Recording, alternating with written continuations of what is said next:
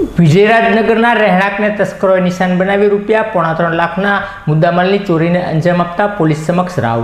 વિજયરાજનગરની શેરી નંબર 4માં રહેતા ધર્મેશભાઈ વાઘાણીના રહેણાંકી મકાનમાં તસ્કરોએ પ્રવેશ કર્યો હતો અને ઘરની અંદરથી એપલનું એક લેપટોપ, એપલના આઈફોન, સોનાની બુટ્ટી, વિવોનો મોબાઈલ તેમજ રોકડા રૂપિયા કુલ ₹2,66,000ની ચોરી કરી તસ્કરો નાસી છૂટ્યા હોવાની જાણ સવારે ધર્મેશભાઈ વાઘાણીને થતાં તેમણે સીસીટીવી ફૂટેજ ચેક કર્યા હતા, જેની અંદર તસ્કર ચોરી કરીને પસાર થતો. જે બનાવને લઈને ધર્મેશભાઈ વાઘાણી દ્વારા બોરતળાવ પોલીસ મથક ખાતે ફરિયાદ નોંધાવવાની તજવીજ હાથ ધરવામાં આવી હતી.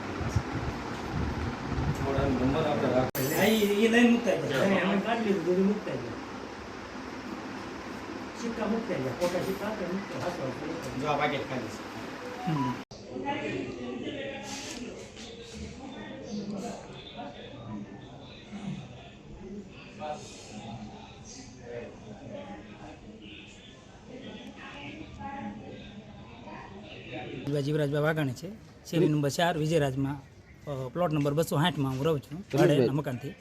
ચોરીનો બનાવ બન્યો છે, શું કહેશો? ચોરીનો બનાવ માટે તો અમે 5 વાગે હું જાગ્યો વોશરૂમ જવા માટે, તો મને ખબર પડી કે મારો મોબાઈલનું ચાર્જિંગ કરું, એની માટેથી મેં જોયું તો મોબાઈલ હતો નહીં. એટલે મારા ઘરના મને કે હું ગોતું મારો મોબાઈલ, તો કે તો મારો મોબાઈલ નથી.